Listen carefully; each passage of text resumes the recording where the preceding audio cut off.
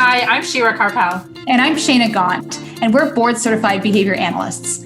At How to ABA, we provide practical resources, community, and support to ABA professionals. In each episode of our podcast, we will be having real conversations with real people, sharing real stories about ABA. We'll share relevant strategies and actionable tips that will make us all better ABA practitioners. It's the ABA content you need that you're not going to learn in a textbook. Hi, everyone. Today, we are going to be talking about ABA principles that we ourselves use in our home. In addition to being professionals, we're both moms. I have 3 kids who are now kind of out of the child phase, which is like kind of crazy. My youngest is 11. But, they were raised by BCBA moms, right? So like, what does that mean? And I would say my kids probably taught me more about what I do as a BCBA than anyone else. So let's talk about the things, the ABA principles we use, and even the ABA principles we don't use in our homes. I have a daughter. She's 10 now. And same thing. I can't believe double digits. It's unbelievable. But you know what? She was raised also by a BCBA mom. And it's very interesting, not only what, I did in terms of raising her with token boards, not token boards, etc., but also what I learned from her and how it made me a better BCBA. So you were a BCBA before you were a mom, right? Yeah. I was a BCBA after. So I only became a BCBA after my 3rd. So I was learning about the field of ABA as much as I was learning about parenting kind of at the same time. And there was so much I wish I knew about ABA with like my 1st and 2nd kid that I had no clue even existed. But it was interesting that I was like, a new, fresh ABA therapist when I already had 3 kids. And so the things that I learned in ABA, I was like quickly applying them to my home and vice versa. And it was a really interesting process of melding the two, worlds for me. So it's interesting because I wish the opposite. I actually wish I wasn't a BCBA having a kid because my mind was always reeling. So, my daughter is 6 weeks old and she's crying. I'm like, okay, what's the function of this? I'm not shaking her. What's the function of this behavior? Why are you crying? And, I'm like, oh, it's for attention. Maybe I'll walk away. I'm like, no, she's 6 weeks old. I can't walk away. Should I hug her anyways, even though she's crying for attention? What should I do? So I really kind of wish I could turn my brain off of that behaviorism at the very beginning anyway. Yeah, there's definitely times where I think I tried too hard to practice my ABA on my kids. And looking back, I was like, probably not the best idea. So talking about trying too hard, I put together a whole bunch of token boards. I remember having this IKEA easel and it was a whiteboard and we had it right in our dining room. We have an open concept house. So it's right there all the time. And, I put circles on there and she had to earn so many circles for doing certain things. And then she got a prize, etc. And, we went in and out of this and I used the whiteboard, lots of different times. And I have to tell you, as a BCBA, it was a big failure. And, people go, what? It's a token board. Shayna, you can't be saying that token boards are failures. And I'm not, but it was a failure in my house. And why was it a failure in my house? For a few reasons. Number one, I didn't really hone in on the motivation piece. And it's interesting, being a BCBA for so long, motivation should be the very first thing on my mind, right? But she was working for, some money. I think she was 3 or 4 and she was working for quarters or a loonie to go to the dollar store. Wasn't much.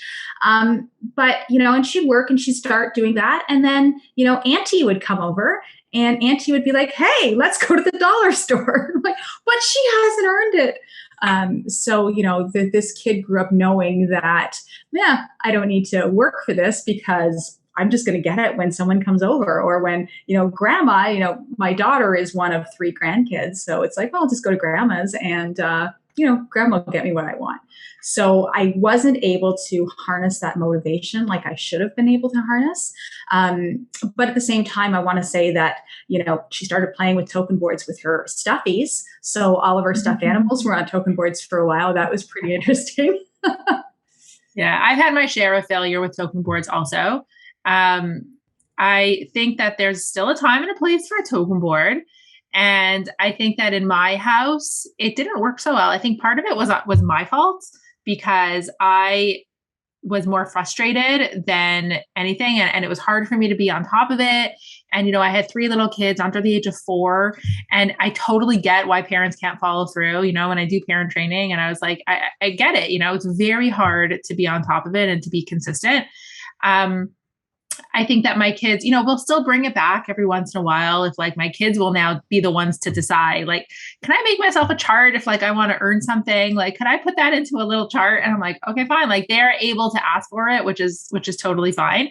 But what I learned from that, and probably the best advice someone gave me when I had young kids, was create a sense of non-contingent reinforcement. So that's the technical term, which is have them just earn things because they're them.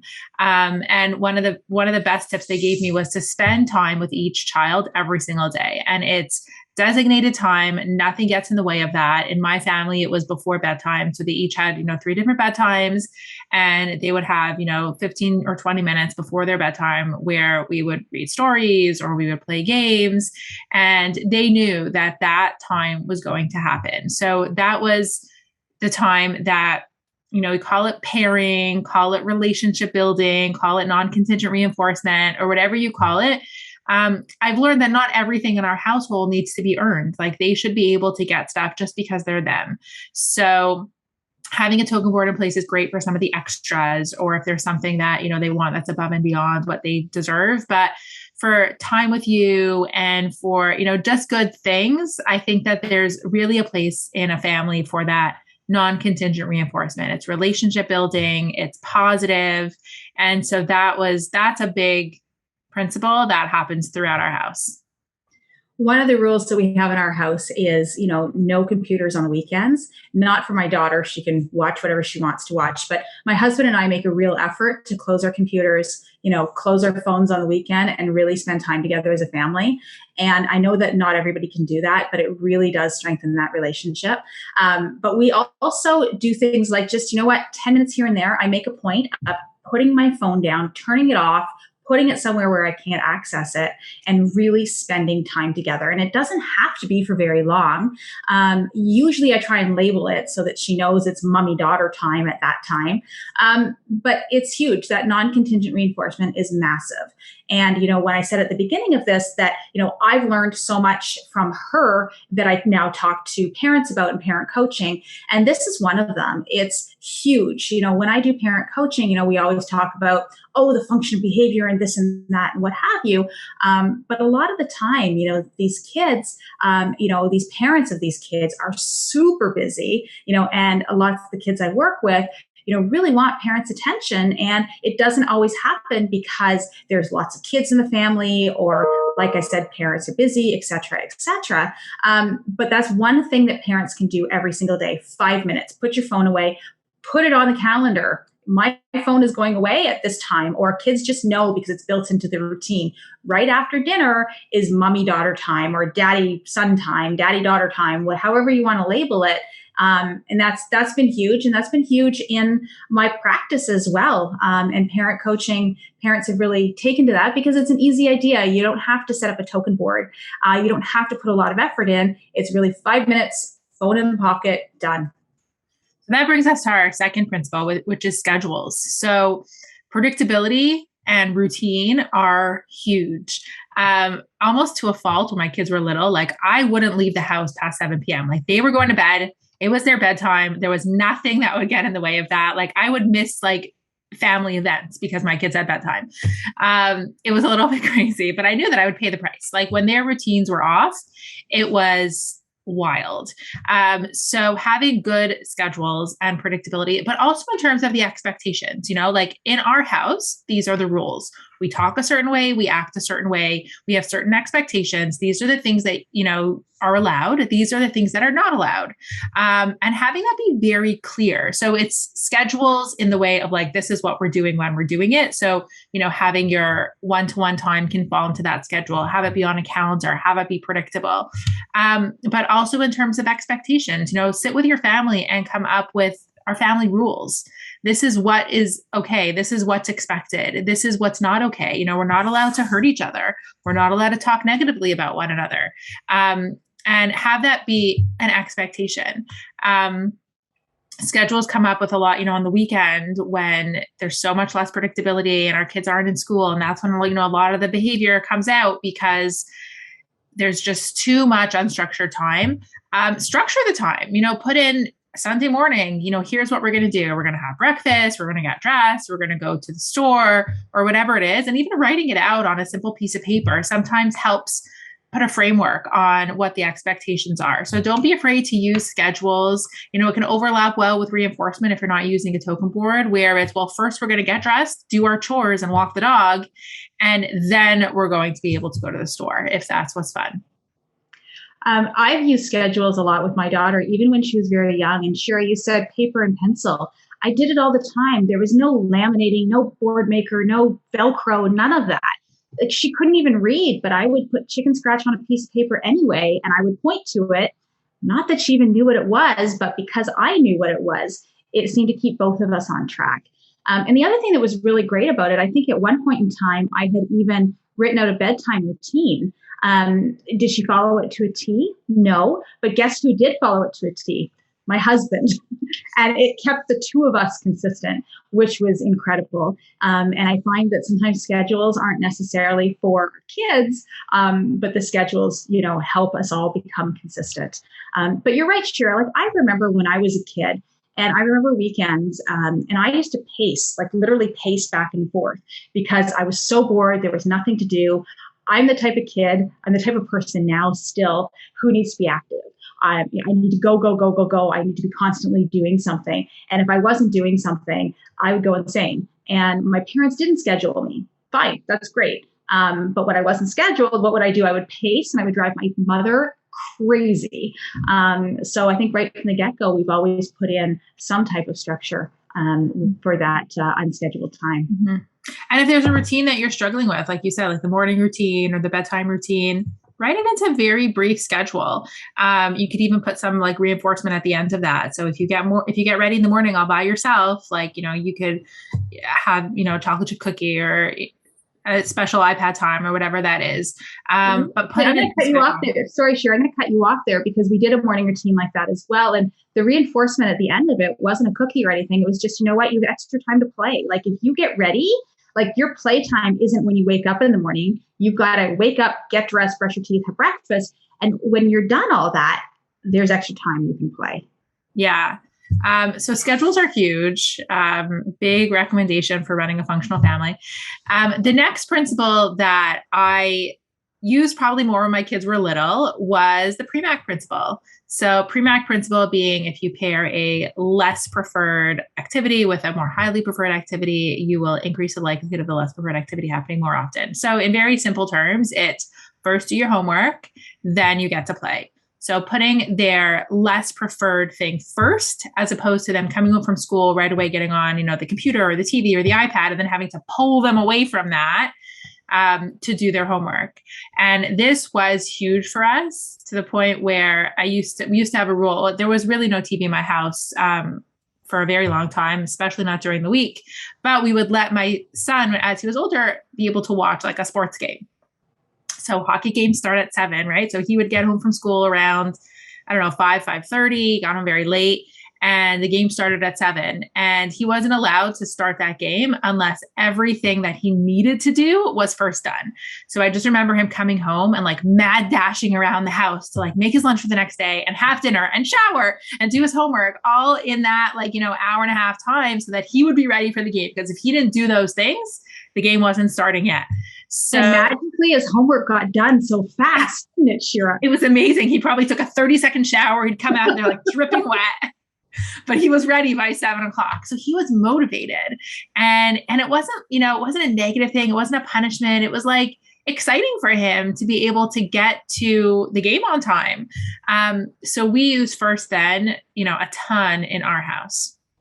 I'm still reveling at the fact, Shira, you mentioned something earlier, which I've known for years, but it doesn't always set in. And that's the 3 kids under the age of 4. Like, wow. Right? Think about that, guys. 3 kids, young. And now 3 teenagers basically in the house. I'm not sure which one's worse. Yeah. You know what? I was more afraid of them as teenagers than I was as toddlers, but it's way easier as teenagers. So, but you've also set the groundwork, right? You've done all the stuff. You've set the groundwork so they know. yeah. And I think that brings me to, what I use a lot, and that's just follow through.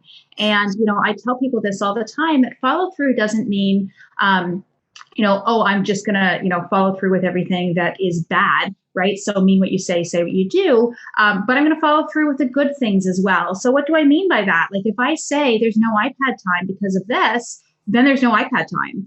But not only that, that's the bad thing. Like the good thing would be, hey, you know what? Like I promised that I would put my phone down and we'd hang out together.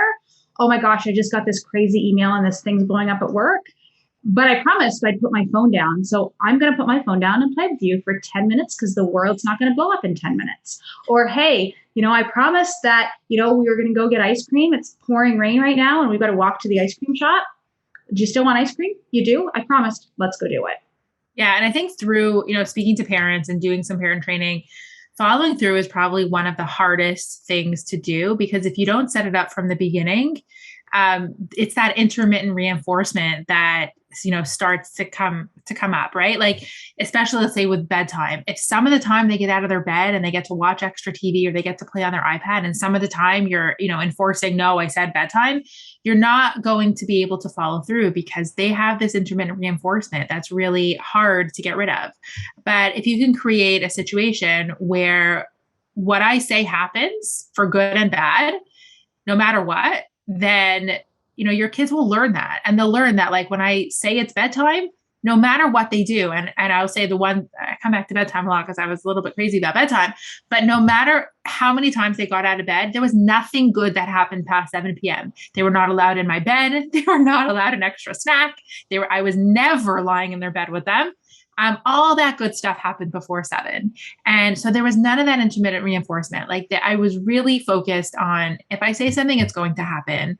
If I say you're going to school, you're going to school. If I say you're going to get this, special treat, you're going to get this special treat. And I think that, builds a certain amount of trust. It builds a lot of predictability and safety for kids, where they know that it's the adult that is in control, and it's not their behavior or their negotiation or their tantrum that's going to control the adult. And I think that that's very, uncomfortable for a child to feel like the adult is not in control. And if I have a big enough tantrum, and if I melt down enough, or if I argue enough, then I can change this adult in my life. And I don't know that that's a safe place for kids to be at. So I felt really strongly about, giving them that follow through. When they were little, it sometimes meant picking them up and putting them in their car seat. Like there were no negotiations. As they're older, it's totally changed. Like it doesn't really even happen anymore. Like there's none of that arguing or negotiating. We're able to have conversations where it comes from a place of trust. Absolutely. And you can see that with your boys and your girl, but you can see that with your kids that, they really do trust you, they respect you, and, they give it back to you as well, right? And in return, it's like, okay, well, you guys follow through with everything. And so they do as well, and they're, as far as we know, they're trustworthy kids, which is really awesome. Yeah. And it's really amazing. Last week or 2 weeks ago, I don't remember what it was, but my husband was out of town and it snowed. And right that evening, and then when they got home and they were able to, they're like, I'm going to go shovel the driveway for you. And I was like, I didn't even have to give them a token board to do their chores, or like a first you have to shovel the snow and then and they were just like, I have so much experience of like having it be a positive thing. They were just like, I'm going to go do it. And they both ran outside and they did it. And it was like, wow, like this is really paying off. Yeah, it's incredible, right? It's really nice to see. And it's nice to see, like, just, my daughter too is now starting to give, she's always given back, but, same type of thing, she does things for me now, sometimes without even asking, or if we ask, it's not an argument anymore. It's just, okay, yep, no problem. I'll do this. I mean, not every day is a piece of cake or a walk in the park or whatever you want to call it, but, definitely, way easier now than it used to be, for sure. Mm-hmm. Okay. So our next ABA principle, and this was something I was also told, in some parenting course when my kids were little, before I was in the field of ABA. And what I was told, and the way it was phrased, was set yourself up for success. And that really stuck with me. I was taking a course. They were like, you don't need to make lunches in the morning. There's no reason. Like, make them the night before. If you know your kid is coming home from school, have dinner ready before they get home. So you're not like trying to make dinner as they're home and hungry and all of that. Those types of things.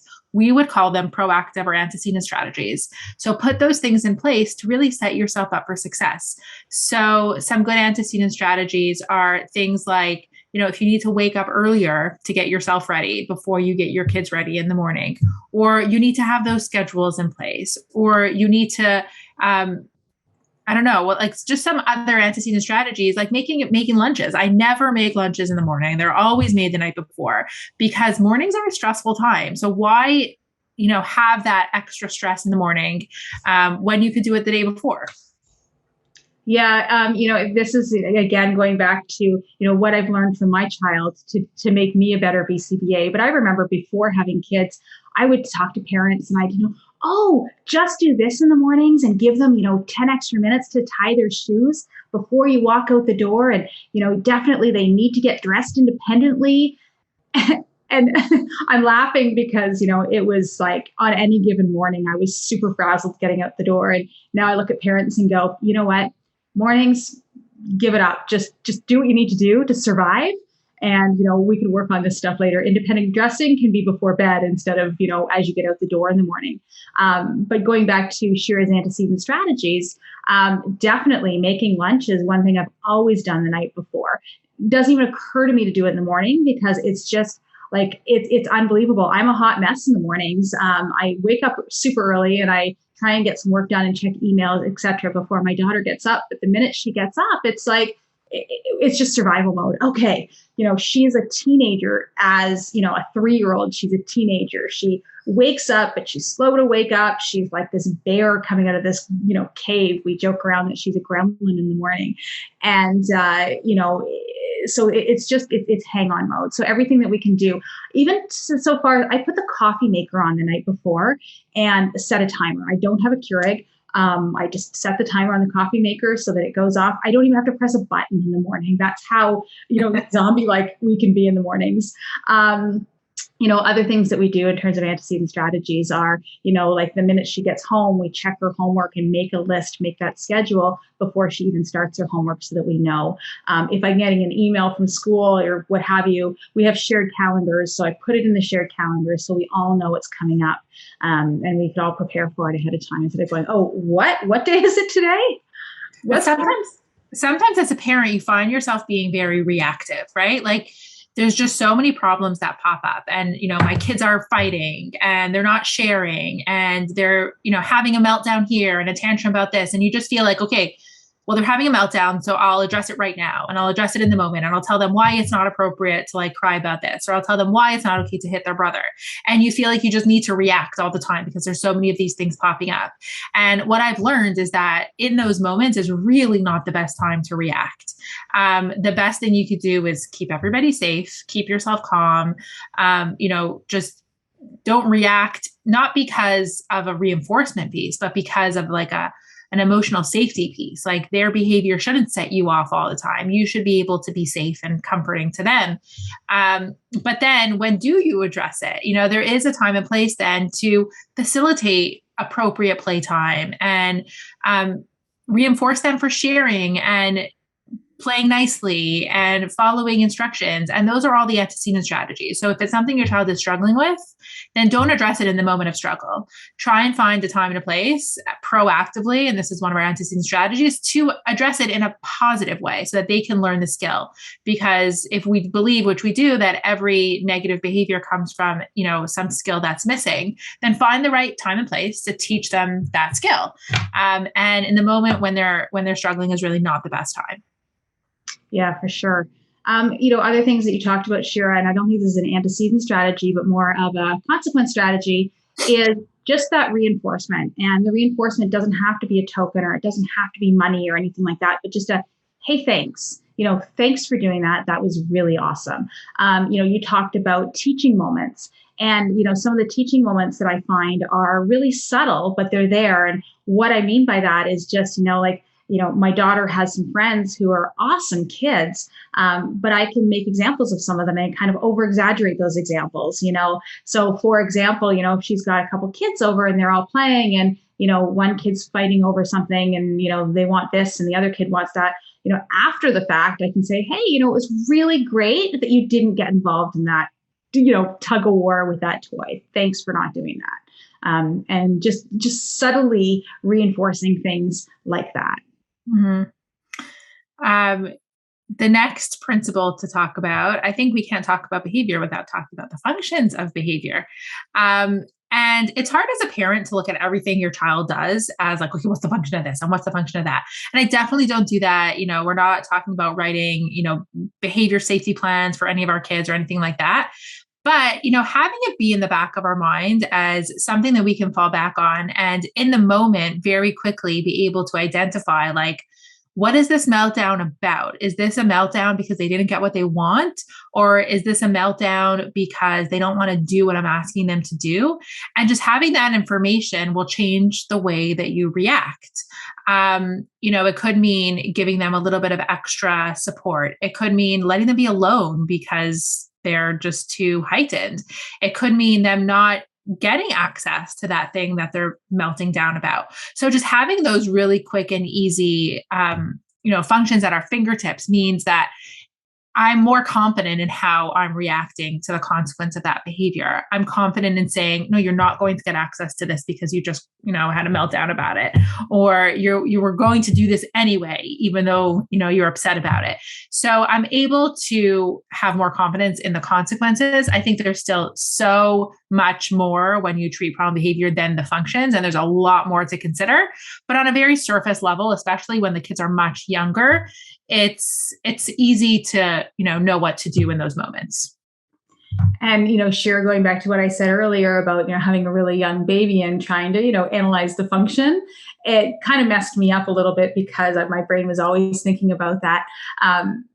So I sometimes had to erase that and go, okay, put that out of your head. But, as my child got older and, certain things were very apparent. So for instance, I'm in line at the grocery store and my daughter doesn't, she wants the candy that's always at eye level for some reason, right? The candy's always at kids' eye level.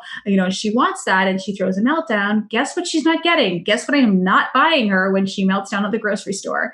If she is having a tantrum at dinner because she wants to get out of dinner, I'm not going to send her to her room. Guess what? I might walk away, but she's staying at the table. So little things like that, absolutely understanding the function, not even in terms of, your escape, attention, blah, blah, blah, but just why.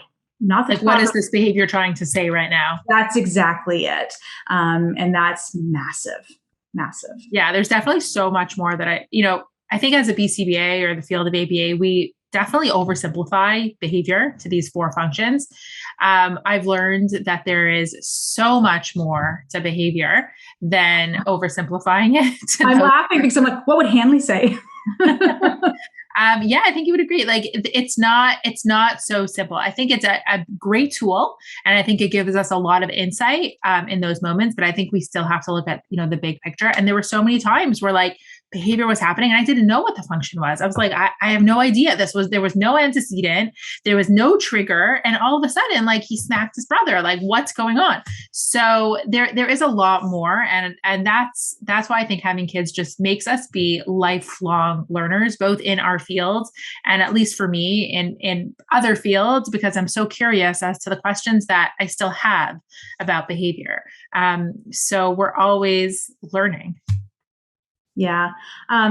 This isn't really a strategy of ABA, but, the other strategy that I have just as a parent is just, walking away when you have to, right? And recognizing that tomorrow's another day. And Shira and I, through this whole podcast, sound like perfect parents. And I can't talk for Shira, but I can talk for myself. And I'm not, I'm a behaviorist and I use some of these principles, but there are days, there are hours, there are minutes where I'm going, oh my gosh, did that just come out of my mouth?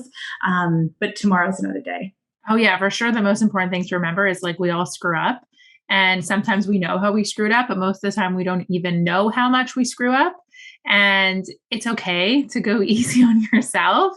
This is a marathon, not a sprint. And over time, the most important thing really is like the relationship. So don't worry about like, did I reinforce the wrong thing, or was that tantrum too long? Like, it's not going to matter in the long run. But every day just trying to do a little bit better is what is our goal. Absolutely. The last principle, just to touch on, is always remembering the reinforcement. You talked about token boards a little bit and motivation, but just focusing, the idea of reinforcement is to be focusing on the positive, focus on the behaviors that you want to see more of. So even if you're not using a token board or a specific reinforcement system, just reminding yourself to focus on the good things, because so often we can find ourselves hyper focused on the things we want them to stop doing, like stop hitting your brother and stop screaming and stop doing that and clean up your mess and all of those things. And if we don't stop to remember the things that they're good at and talk about them and praise them for that, then we're really just giving attention to the wrong thing. So thinking about ignoring behaviors that we want to see less of and paying attention to behaviors that we want to see more of on a very basic level, making kids feel recognized for what they're good at, as opposed to talking about the things that they're bad at. So we're not talking about major behaviors where it has to be addressed, but like if something happens that you can look away from, like, all right, move on. I don't get involved in every fight and I don't get involved in every incident and every meltdown. Like it's okay to walk away and not give that attention. It will resolve itself most of the time. But when your kids do something really great or even not really great, just recognize it and make your home a very positive experience. And I think about that too. I don't want myself, I don't need everybody to nitpick every single one of my negative behaviors because they've been nitpicking for a long, long time. But, I really, really want to just, myself, people say, hey, Shayna, you're amazing. Blah, blah, blah. That doesn't happen all the time either. But that's what we want as adults, right? We want to feel recognized. We don't want people to harp on what we do wrong. So we have to look at that for our kids as well and say, no, let's have them feel successful as well. So good luck to all of our fellow parents out there. We'd love to hear what works for you in your home and also what doesn't work. And what doesn't work. Let's share that too. Yeah. Would you agree with this? Or do you use token boards? So let us know. And we hope, parenting just comes easier because you are a BCBA. Thanks for joining today's conversation. Wherever you get your podcast, please go and subscribe, rate and review so others can find out about us too. For more from How to ABA, including free resources and ABA materials, visit our blog at howtoaba.com. And make sure that you're following us on social media for more practical tips and updates.